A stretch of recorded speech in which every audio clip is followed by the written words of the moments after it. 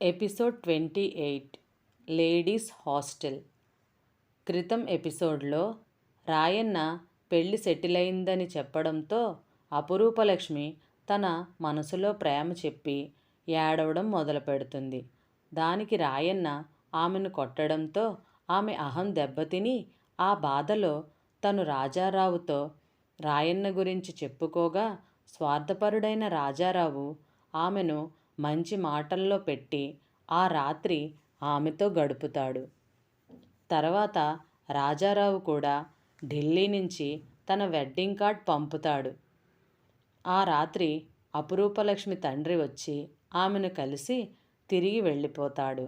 Kiranmayi 13వ number గది కిటికీ దగ్గర కూర్చోగా ఆమెకు బయట ఒక జంట శృంగారంలో ఉండడం గమనించి ఆ గదిలో లైట్ వేయలేక అలాగే ఉండిపోయి నిన్న రాత్రి ఆమె లాయర్తో మాట్లాడిన సంభాషణలో అపురూపలక్ష్మి తండ్రి గురించి చెప్పి అతనెందుకు అపురూపలక్ష్మిని హత్య చేసుండకూడదు అని అనగా లాయర్ వెంకటరత్నం ఆలోచనలో పడతాడు.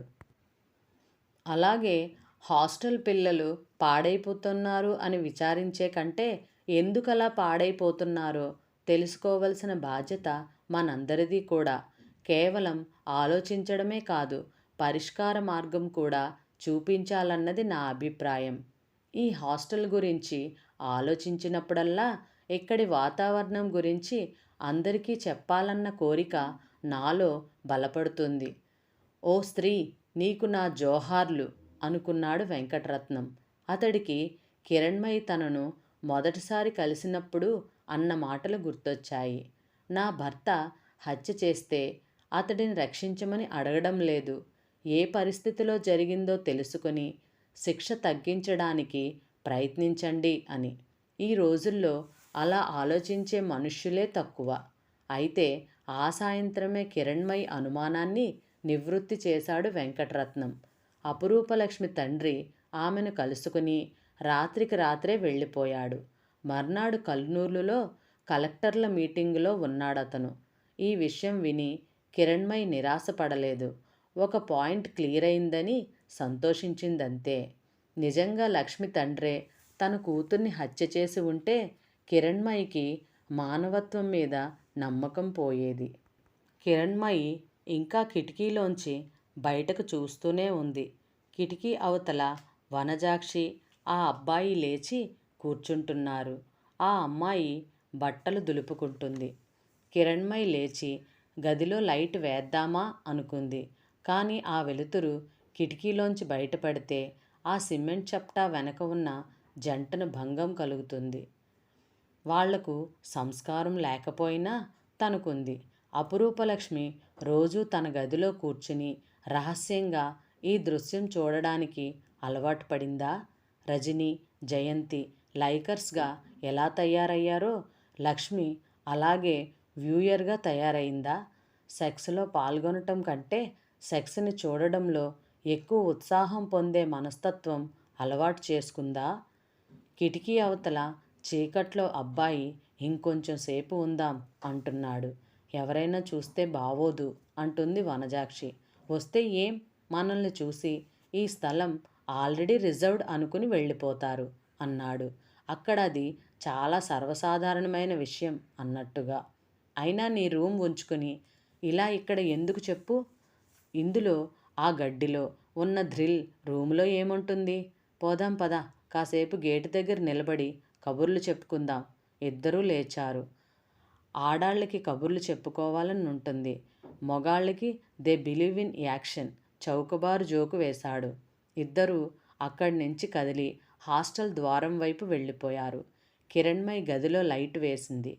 ఒక్కసారిగా చీకటిని పారద్రోలుతూ గదంతా వెలుతురు పరుచుకుంది. ఆ వెలుతురులో గదిలో ఒక మూల కనబడ్డాయి 4-5 కాగితం ముక్కలు. వెళ్ళి పరీక్షగా చూసింది. బస్ టికెట్స్ అవి. ఈ ఊరివే అంటే వాడనివి. ఆ ఊరి డిపో ముద్ర తెలుస్తోంది. అపురూపలక్ష్మి మరణం తరువాత ఆ గదిలో ఎవరూ ప్రవేశించలేదు. టిక్కెట్ల మీద తేదీ చూసింది, బస్ టైం చూసింది. రాత్రి 11 గంటలకి బస్ రిజర్వేషన్ టికెట్స్ అవి. మంచు విడిపోతున్నట్టు ఏదో రహస్యం విడిపోతుంది. బాణం కన్నా వేగంగా బయటకు పరిగెత్తింది. చౌకీదార్ అప్పుడే లోపలికి వస్తున్నాడు. నువ్వు నాకు కొన్ని నిజాలు చెప్పాలి అంది బెదిరిస్తున్నట్టు. అపురూపలక్ష్మి చనిపోయిన రోజు రాత్రి ఆమె గదికి ఎవరొచ్చారు? ఎవరమ్మా నువ్వు? హాస్టల్లో కొత్తగా చేరిన స్టూడెంట్వేనా? దబాయించి అడుగుతున్నావేమిటి? అదంతా ఎవరికి గుర్తు? స్టూడెంట్ని కాదు, ఆ హత్య గురించి శోధించడానికి వచ్చిన పోలీస్ సిఐడిని. నువ్వు సరిగ్గా గుర్తు తెచ్చుకొని చెప్పకపోతే పోలీస్ స్టేషన్కి తీసుకువెళ్లాల్సి ఉంటుంది. వాచ్మెన్ బెదిరాడు. అదంతా మీ పోలీసులకు చెప్పాను కదమ్మా. ఎవరొచ్చారని చెప్పావు? వాళ్ళ నాన్నగారు వచ్చారని చెప్పాను. వాళ్ళిద్దరూ ఎక్కడ కూర్చుని మాట్లాడుకున్నారు? విజిటర్స్ రూమ్లో. కాదు, సరిగ్గా ఆలోచించి చెప్పు. ఆయన్ని ఆమె గదిలోకి పంపావు కదూ అంది దబాయిస్తున్నట్టు. రెండోసారి వచ్చినప్పుడు పంపానమ్మా అన్నాడు. కిరణ్మయి గుండె వేగంగా కొట్టుకోవడం ప్రారంభించింది. రెండోసారి అంది. అవును, ఆయన రెండోసారి వచ్చి మళ్ళీ కూతురు గురించి అడిగాడు. గదిలో కూర్చోమన్నాను అని ఆగి, ఆయన కూతురే కదమ్మా, పంపితే తప్పేమిటి అన్నాడు. నువ్వు చెప్పింది తప్పా కాదా అనడం లేదు, పంపావా లేదా చెప్పమంటున్నాను. ఆయన రెండోసారి వచ్చినప్పుడు లక్ష్మి లేదు. కొంచెం సేపు విజిటర్స్ రూమ్లో కూర్చుని వచ్చాడు. తరువాత నేనే ఆయన్ని వెళ్ళి కూతురి గదిలో కూర్చోమన్నాను. అమ్మాయి వస్తే సరాసరి గదికే వస్తుంది కదా. ఇక్కడ విజిటర్స్ రూమ్లో అయితే ఆ అమ్మాయి వచ్చింది లేనిది తెలీదన్నాను. తన తప్పేమీ లేదని వివరణ ఇస్తున్నట్టు అన్నాడు. ఆయన రెండోసారి ఎన్నింటికి వచ్చాడు?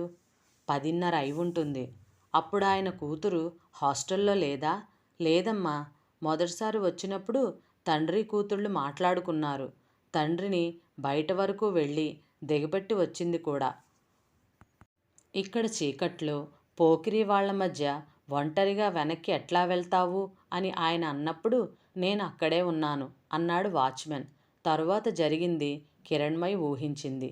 లక్ష్మి వచ్చి గదిలో కూర్చుని డైరీ వ్రాసింది. తండ్రి చీకట్లో జాగ్రత్త అని చెప్తూ అన్న మాటలు తన్ని ఎంతగా తల వంచుకునేలా చేశాయో వ్రాసుకుంది. అదే ఆమె డైరీలో ఆఖరి పేజీ. తరువాత అడిగింది. ఆయన వెళ్ళిన అరగంటకి తిరిగి మళ్ళీ వచ్చాడు. అదేమిటి బాబు, వెళ్ళలేదా అంటే బస్సులో కాదు, ట్యాక్సీలో వెళ్తాను అన్నాడు. ఆ రోజు బస్సులు స్ట్రైక్. అవునమ్మా, గుర్తొచ్చింది. ముఖ్యమంత్రి గారి బామ్మర్ది తమ్ముడిని నక్సలైట్లు ఎత్తుకుపోయారని ఆ రోజు బస్సులు తగలబెట్టారు. ఆయన కూడా అదే మాట అన్నారు. పొద్దున్న ట్యాక్సీలో వెళ్తానని, లాడ్జికి వెళ్లే ముందు ఆ విషయం కూతురికి చెప్పి పోదామని వచ్చానని చెప్పారు. అప్పుడు లక్ష్మి లేదా? లేదమ్మా, నేను తోటంతా వెతికాను. స్కూటర్ల దగ్గర చూశాను. బయటకు వెళ్ళిందేమో. నైటీలో ఉందమ్మా. తరువాత వచ్చినప్పుడు చూసాగా. ఎక్కడికి వెళ్ళిందట? ఇక్కడే తోటలో ఉందట. మీ నాన్న తిరిగొచ్చాడమ్మా అని చెప్పగానే గదికి పరిగెత్తుకు వెళ్ళింది. కొంచెం సేపు కూతురితో మాట్లాడి ఆయన వెళ్ళిపోయాడు. మరి తోటంతా వెతికానని చెప్పావు. చీకట్లో ఎక్కడైనా ఉందేమో అన్నాడు వాచ్మెన్ అదోలా నవ్వి. వెళ్ళేటప్పుడు ఆయన ఎలా ఉన్నాడు? ఆఖరి ప్రశ్న అడిగింది. చూడలేదమ్మా. కిరణ్మయి గాఢంగా నిశ్వసించి, సరే, ఈ విషయాలన్నీ ఇంకెక్కడా చెప్పక, నేను పోలీస్ డిపార్ట్మెంట్ నుంచి వచ్చానని ఎక్కడా బయట పెట్టక అంది. ఆమెకు విషయం అర్థమైంది. అలాగే జరిగిందా? నిజంగా అలాగే జరిగిందా? ఆ రాత్రి ఆమెకు నిద్ర పట్టలేదు. ఆమె కళ్ళ ముందు ఒకటే దృశ్యం కదలాడుతూ ఉంది. ఒక తండ్రి గదిలో కూర్చుని కిటికీలోంచి బయటకు చూస్తున్నాడు. ఆ విషయం తెలియని కూతురు కిటికీ అవతలి వైపు తన బాయ్ ఫ్రెండ్తో చీకట్లో రొమాన్స్ చేస్తుంది. కిరణ్మయి ఒళ్ళు జలధరించింది. అసలు ఆ ఊహే ఎంత భయంకరంగా ఉంది. తను ఊహిస్తుంది నిజమై ఉంటే ఈ తండ్రికి అంతకన్నా ఘోరమైన అనుభవం మరొకటి ఉండదు. ఆకాశరామన్నల ద్వారా తెలియడం వేరు, ఎవరో వ్రాసిన ప్రేమలేఖలు చదవడం వేరు. కానీ ఇలా ప్రత్యక్షంగా కూతుర్ని మరొకరి ఒళ్ళో చూడడం, కూతురు రమిస్తూ ఉంటే దానికి ప్రత్యక్ష సాక్షి అవ్వడం, మై గాడ్ అనుకుంది. ఆ ఊహకే ఆమె శరీరం కంపించింది. నిద్రలేమి వల్ల ఎర్రబడిన కళ్ళతో ఆమె పొద్దున్నే ఇన్స్పెక్టర్ దగ్గరకు వెళ్ళింది. రాయలసీమలో ఒక పల్లెటూరు. రాయలసీమ ప్రాంతంలో ఒక పల్లెటూరు. ఇన్స్పెక్టరు, లాయరు, ఒక అమ్మాయి కలిసి కారులోంచి దిగడం ఆయన చూశాడు. వాళ్ళు టాక్సీలో దిగే సమయానికి ఆయన ముందు వసారాలో పడక్కూర్చీలో కూర్చుని చేతిని మొహానికి అడ్డుగా పెట్టుకుని పడుకుని ఉన్నాడు. ఆ ఇంటిలో ఇంకా విషాదం గూడు కట్టుకునే ఉంది. కారు శబ్దానికి కళ్ళు విప్పాడు. రాయలసీమ ఎండ తన ప్రతాపం చూపిస్తుంది. మానసికంగా అలసిపోయిన కిరణ్మయి అన్ని వందల మైళ్ళు కారులో ప్రయాణం చేయడం వల్ల శారీరకంగా కూడా అలసిపోయింది. నమస్తే, నా పేరు వెంకటరత్నం, లాయర్ని. ఈమె కిరణ్మయి. ఈయన మీకు తెలుసా? ఇన్స్పెక్టర్ పరిచయం చేశాడు. కిరణ్మయి ఆయన వైపు పరిశీలనగా చూసింది. నెల రోజుల్లోనే వృద్ధాప్యం పైబడిన వాడిలా కుంగిపోయి ఉన్నాడు. ఇంత దూరం వచ్చారేమిటి? కేసు ఇన్వెస్టిగేషన్ కోసం అన్నాడు ఇన్స్పెక్టర్. అయిందేదో అయిపోయింది. పోయిన నా కూతురు ఎలాగూ తిరిగి రాదు. ఇంకా ఎందుకు ఇన్వెస్టిగేషన్లు? నిరాశగా అన్నాడాయన. ఇంకొకరు బలి కాకుండా ఉండడం కోసం వెంకటరత్నం అన్నాడు. మీకు తెలుసుగా, ఈ హత్య కేసులో రాయన్న అనే క్రికెట్ ప్లేయర్ని అరెస్టు చేశారు. అమాయకమైన ఆడపిల్లల్ని తమ గ్లామర్తో మోసం చేసేవాళ్ళని అరెస్ట్ కాదు, ఏకంగా ఉరి తీయాలి. ఏ గ్లామర్తో? రాజారావు మీ అమ్మాయిని వలలో వేసుకున్నాడు అని అడుగుదామనుకున్న ప్రశ్నని అది కష్టం మీద అణుచుకుంది కిరణ్మయి. చచ్చిన పాముని ఇంకా చంపడం ఆమెకిష్టం లేకపోయింది. ఇంతలో ఒక 15 ఏళ్ల అమ్మాయి గుమ్మంలోకి వచ్చి తొంగి చూసి వెళ్ళిపోయింది. అపురూపలక్ష్మి డైరీలో వ్రాసుకున్న చెల్లెలు ఈమె అయి ఉంటుంది అనుకుంది కిరణ్మయి. మీ కూతురు మరణించిన రోజు రాత్రి మీరు రెండోసారి మీ కూతురు గదికి వెనక్కి వచ్చారు కదూ? ఇన్స్పెక్టర్ హఠాత్తుగా అడిగాడు. ఆయన మొహం వెలవెలబోయింది. అవును అన్నాడు. అప్పుడేం జరిగింది? ఏమీ జరగలేదు అన్నాడాయన తల వంచుకుని.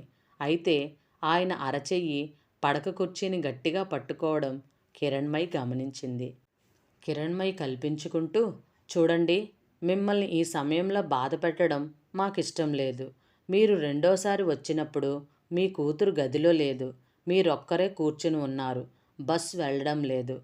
టాక్సీలో వెళ్తానని మీ కూతురుతో చెప్పడానికి వచ్చిన మీరు ఆ అమ్మాయి లేకపోవడంతో ఆ గదిలో కూర్చుని కిటికీలోంచి చూడసాగారు. ఆ తరువాత ఆపు అరిచాడాయన. ఆయన గొంతు వణుకుతుంది. మనిషి నిలువెల్లా కంపించిపోతున్నాడు. రక్తం ఒక్కసారిగా మొహంలోకి చిమ్మడం వల్ల ఎర్రగా ఉబ్బిపోయింది. ఇదంతా నీకెలా తెలిసింది? ఆమెకు అబద్ధం చెప్పక తప్పలేదు. మీ ఇద్దరికీ మధ్య జరిగిన గొడవ పక్క రూంలోంచి నేను విన్నాను అంది. ఆయన క్షణంసేపు బిత్తరచూపులు చూశాడు. అది అయోమయంలోంచి వచ్చిన నిశ్శబ్దం. ఆయన నిశ్శబ్దం వారి ఉద్విగ్నతకు తోడైంది. ఉప్పెనక ముందు సముద్రం అలానే ఉంటుందట. ఆ తరువాత ఒక్కసారిగా స్పృహలోకి వచ్చినట్టు ఆయన పిచ్చిగా నవ్వాడు. ఆనకట్ట తెగినట్టు నవ్వి రుద్ధంగా, గొడవ అన్నాడు. గొడవేమీ పడలేదమ్మా. గర్వపడ్డాను. కూతురెంత ఎదిగిపోయిందా అని గర్వపడ్డాను. ఆడపిల్లల గదుల్లోకి నన్ను నౌకరు తీసుకువెళ్తున్నప్పుడు ఇలాగే ప్రియులు కూడా వెళ్తారా అని అనుమానపడ్డాను. ఏదో పేపర్లో ఎక్కడో హాస్టల్లో విస్కీ బాటిళ్ళు, కోడి వేపుళ్ళు కనపడ్డాయంటే ఆశ్చర్యపడ్డాను. నా కూతురున్న హాస్టల్ అంతకంటే గొప్పది కాదని తెలిసి కలతపడ్డాను. అంతే తప్ప గొడవ పడలేదమ్మా అంటూ కుర్చీలోంచి లేచాడు. ఆ మాటలకు లోపల నుంచి భార్య బిడ్డలు పరిగెత్తుకుంటూ వచ్చారు. భార్య ఆయన దగ్గరకు వెళ్ళి, ఏమండి, ఊరుకోండి అంది అనునయిస్తున్నట్టు. ఆయన ఒక్క విదిలింపుతో ఆవిడని పక్కకి తోసేస్తూ, ఏ, ఎందుకు ఊరుకోవాలి, చెప్పనియ్యవే అని వాళ్ల వైపు తిరిగి అన్నాడు. నేను స్వయంగా నా కళ్ళతో చూశానమ్మా. మొన్నటి వరకు లక్కపిడతలకి బొమ్మల పెళ్ళిళ్ళు చేయించిన నా కూతురు అర్ధరాత్రి చెట్ల కింద శోభనం జరుపుకుంటుంటే నేను స్వయంగా చూశాను. నా కూతురి గదిలోంచే చూశాను. నా కూతురు అదే కుర్చీలో కూర్చుని ఎన్ని రాత్రులు ఎన్ని రాసక్రీడలు చూసిందో, ఎన్ని రతిభంగిమలు చూశాక తనకి ఆ క్రీడలో పాల్గొనాలన్న కోరిక కలిగిందో అదే కుర్చీలో నేను కూర్చున్నాను. ఆయన మొహం వివర్ణమైంది. రక్త ప్రసరణం కూడా బాగా ఎక్కువైనట్లు మనిషి నిలువెల్లా కంపించిపోతున్నాడు. ఉబికి వస్తున్న ఆవేదనని అణుచుకునే ప్రయత్నంలో మాటలు తడబడుతున్నాయి. ఒక తడి పొర గొంతుకు అడ్డుకు పడడంతో స్వరం వేదనతో వణుకుతోంది. అంత చూసి కూడా నేనేమీ గొడవ పడలేదమ్మా.